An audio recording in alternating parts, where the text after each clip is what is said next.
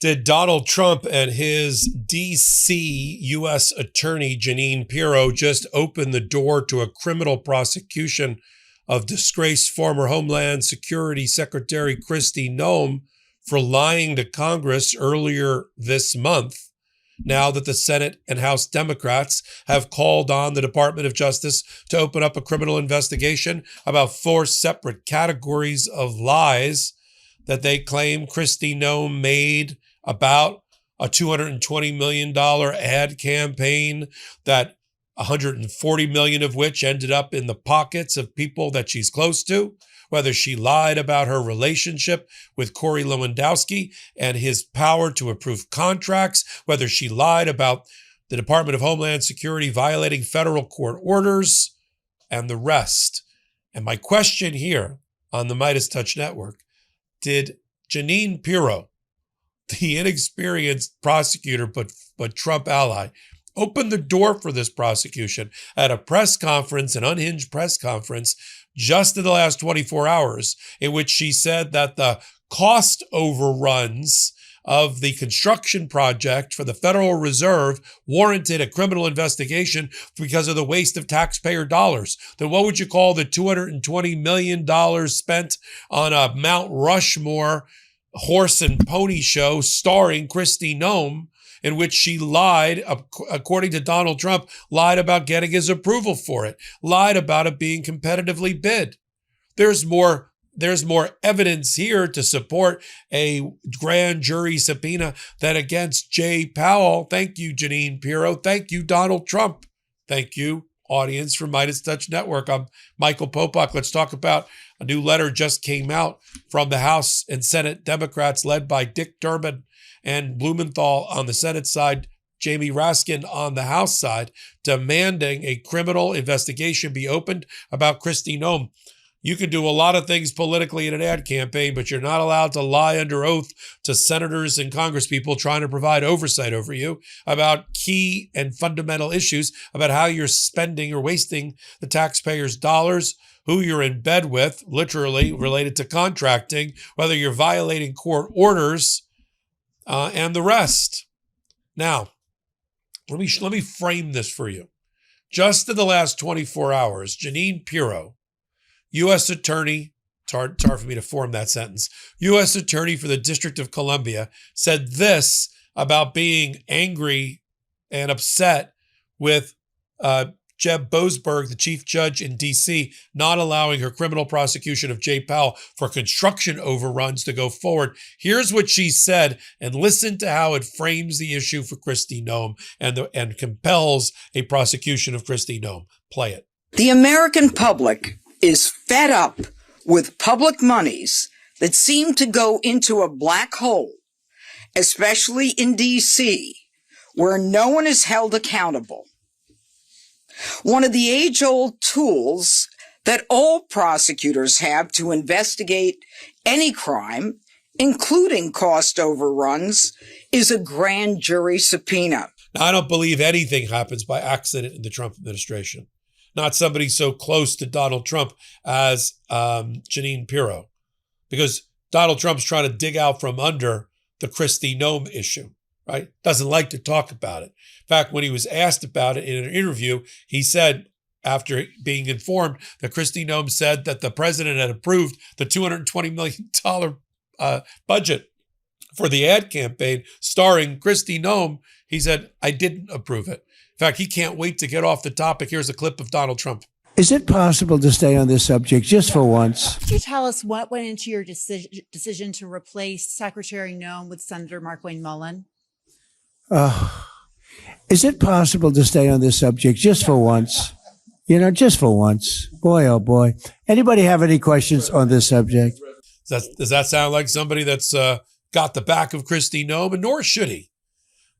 March 3rd and March 4th, we watched with rapt attention as Kristie Noem took her chair, swore an oath that she would tell the truth, and then lied. And particularly, she lied about a number of categories of things. She lied about how much power an unpaid leader named Corey Lewandowski, who apparently she's dating, how much power he had over contracts. ProPublica reporting that he was on the routing sheet to sign off on all contracts of a certain dollar amount. She lied about that. She lied about how many and whether the Homeland Security Department was complying with federal orders of judges or not. How many violations of orders have there been?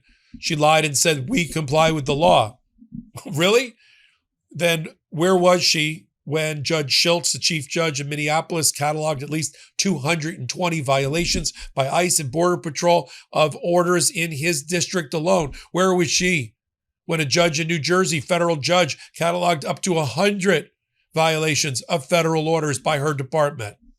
Judge Schultz went as far as to say that he believes in the history of America, Homeland Security has violated more orders in the month of January than some cabinet level positions have violated their entire existence. But then here's the one you might be wondering what hanged her. Well, with all of that, what was the final straw?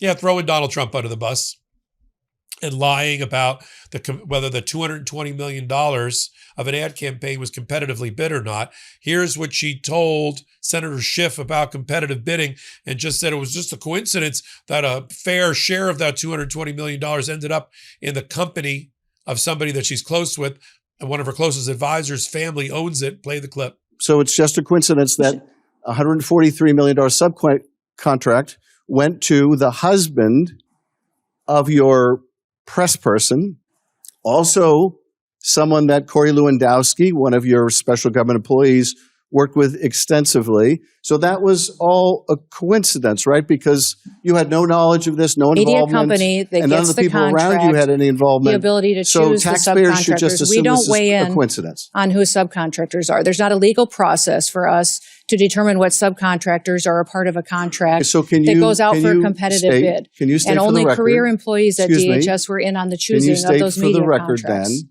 that neither you nor Mr. Lewandowski nor your press secretary, married to the husband of the person who got this $143 million We were not a part of the decision making. Can you state for the record that none of you that I've just described had any role, played any part, made any communication with any government agency that was involved in deciding who would get that contract? To the best of my knowledge, none of us were involved in deciding who got those contracts for the media campaign. But were any of you involved in advocating, communicating, or expressing a preference? Not to my knowledge, in Senator, any way not to with my the government? knowledge, Excuse Senator. me. Let me just finish the question. Were any of you involved in any way in communicating, expressing a preference in any form, manner, verbal, written, with any government agency that was involved in the contracting process? The same process was followed for that contract that is You're for not all answering media my question. contracts that have gone forward. To my knowledge, Yes or no? there was no involvement whatsoever of anybody that is on the political appointee side of this position and that media contract. The next day, when the House Representative Neguse started to ask her questions, she had to admit that it was not competitively bid. See, we like large dollar contracts to be competitively bid to make sure the taxpayer gets the lowest cost provider. And she had to admit that it wasn't, so she lied. Let's play that clip. You have spent $220 million running television advertisements that feature you prominently. And you're saying that you're testifying that President Trump approved this ahead of time? We had conversations about making sure that we were telling people. No, ma'am. Sorry to interrupt. But the president approved ahead of time you spending $220 million running TV ads across the country in which you are featured prominently. Yes, sir. We went through the legal processes, did it correctly. Did the president know worked with you were going to do OMB. this? Yes. He did. Mm-hmm. Even Senator Kennedy, no, not that one, in Louisiana, a MAGA senator who later said she was about as dead as fried chicken, said he could not believe his ears when she tried to claim that Donald Trump approved that $220 million contract. Play Senator Kennedy. That's inaccurate, Madam Secretary. I'll read from the notice from your agency. Given the immediate action to significantly reduce illegal immigration and border crossings, DHS identified 4 companies. Mm-hmm. 4 of the hundreds of thousands of companies in the United States. You identified 4. One of those is this Safe America Media company. Where is Safe America Media headquartered? I don't know. I don't know either, Madam Secretary. We can't find it. We can't find a website. We did find an address that's registered for this company. Do you know where that address is? Is there a problem with this contract? I'll tell you about it.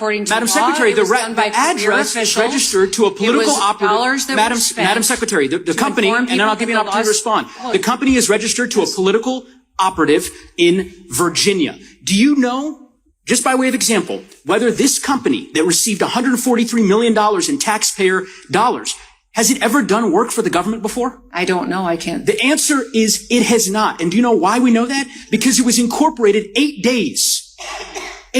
days before this contract went out. You want the American people to believe that this is all above board? Yes. That $143 million of taxpayer money just happened to go to this one company that doesn't have a headquarters, doesn't have a website, has never done work for the federal government before, and is registered apparently or attached to a residence from a political operative. And of course, one of the subcontractors of that contract, as you know, is a political firm that's tied to you back when you were governor of South Dakota. Magic Spoon is basically the grown-up version of your favorite childhood cereals. Same fun taste and those nostalgic Saturday morning vibes. Magic Spoon cereal is a high-protein, zero-sugar cereal that tastes like the classics you grew up with. Each serving packs 12 to 14 grams of protein, 0 to 2 grams of sugar, and 4 to 5 grams of net carbs, and it's certified gluten-free. So it's a simple option, whether it's breakfast, a snack, or something late at night. They got a bunch of classic flavors like fruity, frosted, peanut butter, cocoa, and cinnamon crunch. Now, they've also launched new flavors earlier this year like classic marshmallow and s'mores. Both include real marshmallows and have 2 grams of sugar. And these are part of a different cereal line from the original. These flavors are not certified gluten-free. And Magic Spoon also makes Magic Spoon Treats, which are crispy, airy snack bars with 12 grams of protein, 7 grams of fiber, 0 grams of added sugar, and 2 to 3 grams of net carbs. They're great for tossing in a bag or grabbing between meetings. Look for Magic Spoon on Amazon or at your nearest grocery store, or get $5 off your next order at magicspoon.com/legalaf. That's magicspoon.com/legalaf for $5 off. Now, here's what the letter says demanding that the prosecution be opened. First, what is the law that's been violated? 18 United States Code, Section 1001. Lying to Congress. It's the same one they're using or trying to use against former FBI Director James Comey. It's got a 5-year statute of limitations, which means until March of 2031, she's on the hook unless Donald Trump does what we all think he's going to do on the way out, which is to pardon everybody. Pardon me. And that's okay. Some people are like, well, she'll never get justice because she'll be pardoned. But what we want is the destruction of the MAGA party. We want it to be completely outed as the party of corruption. And the political capital that Donald Trump's going to have to expend in order to give a pardon to every member of his cabinet will be the final cherry on the top. I don't know why I'm doing this with my hands. Be the final cherry on the top of the sundae, icing on the cake, to prove what we always suspected, that MAGA was depraved, immoral, illegal. And pardoning everybody's going to do it. So we'll force him to pardon, and that will be a gift to put a final period on the corruption of that party led by Donald Trump. They go through in the case all of the back and forth. They say Secretary Noem, for instance, on page 2, repeated these false claims before the House Judiciary Committee that there's never been a federal court order that's been violated, completely ignoring what all of the judges have found. When asked to clarify, she reiterated, we follow court orders when they are given to us. Federal court orders we follow absolutely. In response to a question by Senator Booker, your agency complies with court orders? Yes. That's a lie. And we know it from other federal judges. Then they went over the questioning about the $220 million ad campaign. In case you forgot what that looked like, here's a clip. Why do I love these wide open spaces? They remind me of why our forefathers came here. not just for its beauty, but for the freedom only America provides. I'm Kristie Noem. Apparently the agency strategy group, that's what it was called, which handled the Mount Rushmore shoot and got $130 million of the $220 million. Hard to believe these numbers is close to Kristie Noem and Tricia McLaughlin, her former spokesperson. Her family owns that company. So now you know why when she first gave her response and then she had to change it to send it to Congressperson Neguse. She also lied about U.S. citizens being detained or deported under her policies and lied about detention conditions in ICE facilities and Homeland Security facilities. What's going to happen, what should happen, is that Kristie Noem will be, her case will be forwarded to a special counsel by Pam Bondi, the head of the Department of Justice. And if she doesn't, which she won't, when Pam Bondi's back before the House Judiciary and Senate Judiciary Committees under oath herself, it'll set her up for a series of lies that she'll have to make to save her own hide. Again, yes, she may be pardoned, but history will not pardon her, nor be kind to her, nor to Kristie Noem or anybody else in this administration, and we'll make them pay at the poll and in history. I'm glad you're here on the MeidasTouch Network. Come over to Legal AF YouTube channel, which we do in collaboration with MeidasTouch. Hit that free subscribe button. We got over a dozen new videos every day, all for you. All we ask for is your support with a free subscription. So until my next report, I'm Michael Popok. Can't get your fill of Legal AF? Me neither. That's why we formed the Legal AF Substack. Every time we mention something in a hot take, whether it's a court filing or a oral argument, come over to the Substack. You'll find the court filing and the oral argument there, including a daily roundup that I do called, wait for it, Morning AF. What else? All the other contributors from Legal AF are there as well. We got some new reporting. We got interviews. We got ad-free versions of the podcast and hot takes. Where? Legal AF on Substack. Come over now to free subscribe.